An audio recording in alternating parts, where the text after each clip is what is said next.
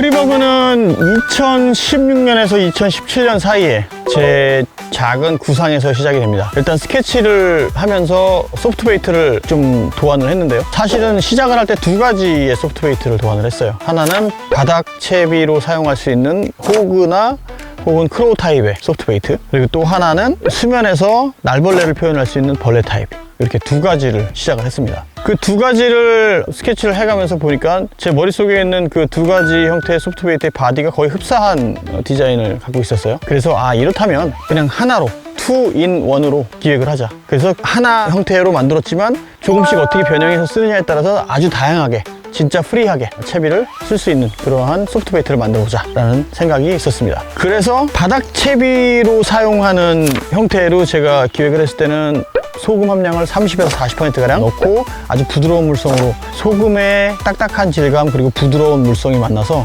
제가 좋아하는 타입의 소프트베이트를 만들자 라는 생각이 있었고, 벌레 타입은 바늘을 끼지 않는다면, 그냥 소프트베이트만 물에다 던진다면 뜨는 형태의 소금을 함유하지 않은 그런 형태로 기획을 하자라고 생각을 했었어요. 근데 두 가지를 합치면서 그 부분을 적절하게 딱 중간으로 맞췄죠. 배 부분에 아래쪽에는 소금이 20%, 그리고 윗부분에는 소금이 들어가지 않게끔 해서 바닥에서 쓸 때 혹은 수면에서 쓸 때, 수면에서 쓰다가 또 침강시켰을 때, 이럴 때 속도, 모든 걸 고려해서 이 정도라면 좋겠다라는 황금률을 찾아서 적용을 했습니다. 프리버그는 세 가지 사이즈가 준비가 되었습니다. 2인치, 3인치, 3.5인치, 그리고 각 사이즈별 무게가 조금씩 차이가 나고요. 컬러 같은 경우는 기본적으로 선호하시는 8가지 색상을 준비를 했어요. 어느 정도 폭넓게 편성을 했으니까 거기에 맞춰서 사용하시면 되고요.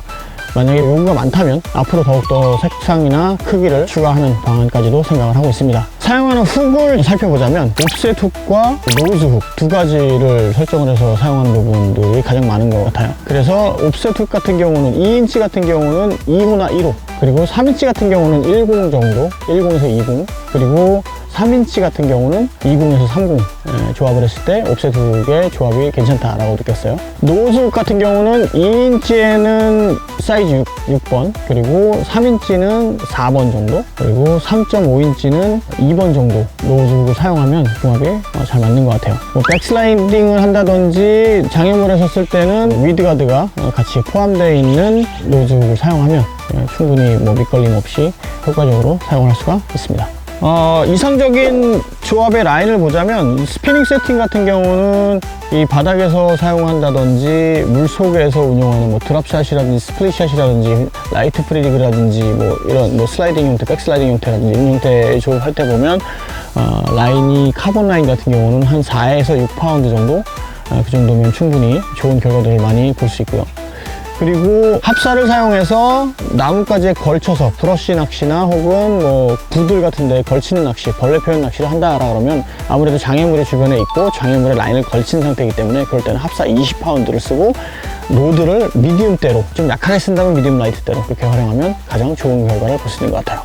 그 중층에서 3g 정도의 그 프리리그 싱커를 활용을 해서 펄스 스윙을 하는 그런 형태를 표현을 하면서 굉장히 좋은 결과들을 많이 봤거든요. 가장 작은 사이즈 같은 경우에 특히나 더 그런 경우에 6파운드 혹은 5파운드 카본 라인으로 제가 중층에서 운영을 하다가 바이트가 오면 바로 턱 멈추거나 퉁 치는 형태의 입질을 느끼기에 충분히 문제가 없었는데, 표현하기에는 그런 펄스 스윙에는 로드는 미디움 라이트나 혹은 라이트 정도면 충분히 좋은 결과를 얻을 수 있을 것 같아요. 프리버그는 말 그대로 정말 프리한 벌레입니다. 프리하게 사용할 수 있어요. 아주 다양한 프리스타일로, 바닥에서 텍사스 리그 프리리그로 쓸 수도 있고요, 스플릿샷, 캐롤라이나 리그로 쓸 수도 있고, 노싱커로 표현할 수도 있고요, 드랍샷, 또 인서트 싱커를 추가한 슬라이딩 채비, 이런 형태로 쓸 수가 있고, 버징까지도 가능해요. 어느 정도의 수면에서의 라이트 버징도 가능하고요. 정말 활용도가 높아요. 겨울이나 저수온이나 저활성기 때는 뭔가 좀 부드럽게 움직일 수 있도록 싱커가 좀 앞쪽에서 편성이 되고 리더가 있는 스플릿샷이나 캐롤라이나 리그는 그 특유의 부드러운 집게발 형태의 디자인과 딱 맞물려서 그 저활성의 베스를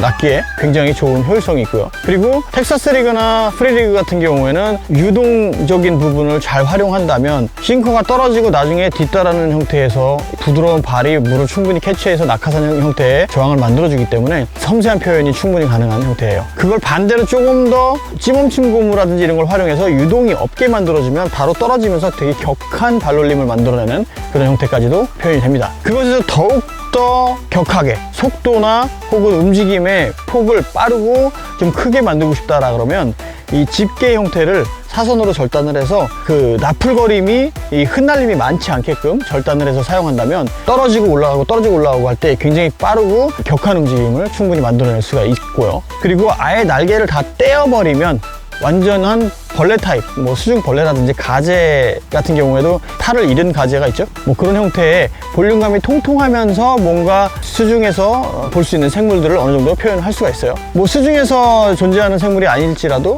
밖에서 뛰어든 어떤 육상 생물, 곤충 이런 것이 표현될 수 있다 보니까 다리를 아예 떼고서 사용을 해서 프리리그나 텍사스 리그로 제가 부들이나 장애물에 붙여서 굉장히 좋은 결과를 이 테스트 기간 중에도 굉장히 많이 봤어요. 일단 테스트를 뭐 수년간에 걸쳐서 했고 만드는 과정에서의 몰드라든지 이런 것들을 지금 생각해서 떠오르지 않을 정도의 횟수 동안 많은 수정 작업과 많은 보완과 많은 어떤 변형들을 거쳐서 만든 그런 제품이기 때문에 많은 분들이 사용하시면서 아 이런 부분들이 이렇게 만들어졌구나 라고 이해하실 수 있는 부분들도 꽤 있을 거예요.